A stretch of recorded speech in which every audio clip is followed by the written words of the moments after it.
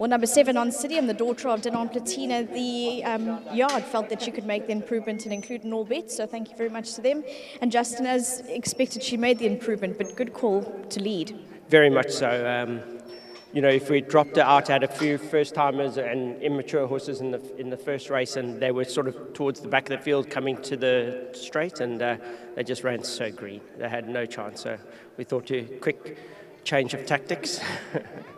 And she's a nice type of filly. First, if Richard rides a horse first time out, and he's riding it second time out, you got to know, because Richard's very quick to jump off, I can assure you, especially if a horse that he doesn't give him a nice feel or it behaves badly. A lot of jockeys, they say, you know, put the appy on. But I thought even just the fact that she kept rolling at the end was also encouraging. The further, do you think she's looking for further? Oh, definitely. She's by Dinon Platina, and they'll take. I was surprised to see her win in a second start. I wouldn't have seen that, but when the agent phoned, he said it's not one of the more stronger. There's not a standout horse in the race. That certainly helped us today. I think we were lucky in finding a field where she could run a positive race. But to Doug, everyone's landing back from Ascot. So Doug has just arrived back in South Africa. Really well done.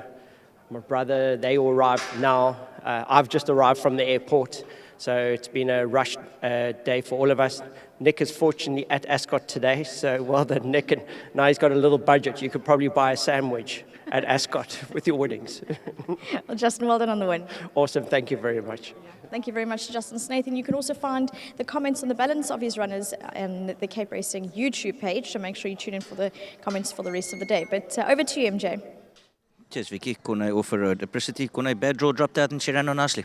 Yeah, Amy, look, we had the bad draw. She's first 2 runs were very good. I was actually hoping she would ping it a little bit nicer and I can get across, but she jumped smartly, but then they turned on the speed and I just left her alone. Didn't want to bus ride around them, and then she doesn't finish.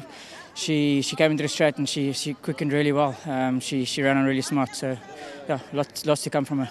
Kone, thanks very much. Alistair's got Richard. Thanks so much indeed, MJ. Thanks, Corne. Is running jockey Richard Fourie. Was it always the idea to go forward like that? Well, Mr. Snaith wasn't here yet, and Mr. Chris Snaith in the parading is like, you got a bad draw. See if you can find the rail. And anyway, I could see me getting closer to the rails to actually ping her a little bit and ask her to go handy. But she was quite mature about it. Came out a bit sluggish, ran after a little bit, and she did run a good first race out, and she was just very mature, and the work was there. Justin was very happy the way she won, as was I, and she hardly contested. She won nicely in the hands, and obviously a heavy track.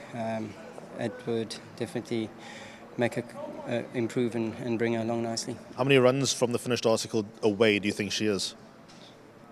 Sorry, can you repeat that? How many more runs until we see the best of her, do you think, just going forward, considering that she's just having a second start? Yeah, I think you'll probably see the better horse December, January. Thank you very much. Yeah, it's a soft filly. It's going to go a little bit of ground. She just needs to furnish a little bit and grow. She's on the small side, saying that there was a horse much smaller than her in the race, which I was surprised. Definitely a filly that's going to keep grooming and maturing. So you're a little bit under the weather, so we'll send you back in just a minute. But before you do, your next best rides for the day? I've got like a mixed bag, to be honest. Got a nice horse for James Crawford. I like quite a bit. I think Louis had some tough times to choose in that race, and I cracked a better draw. So happy with that ride. And then, like I say, up and down rides, but. Let's get the racing going. I know you didn't have the choice, Roland Garros and Randolph Hearst and all the others in there, but happy with your ride there? Well, the good news is JP worked my ride and he was happy with my ride, because it's always nice if somebody else feels positive about something that you're sitting on. So, yeah, I've seen the improvement at home. Moves a lot better, but everybody kind of knows what his idea is of racing, but he doesn't have to lead, so if something goes faster, it would be nicer. I do think that Mr. Marshall's horse is going to really press hard and press forward in that race, that One World Colt. He looks like a horse that can grind us down and make us work a bit hard, so yeah. Well played.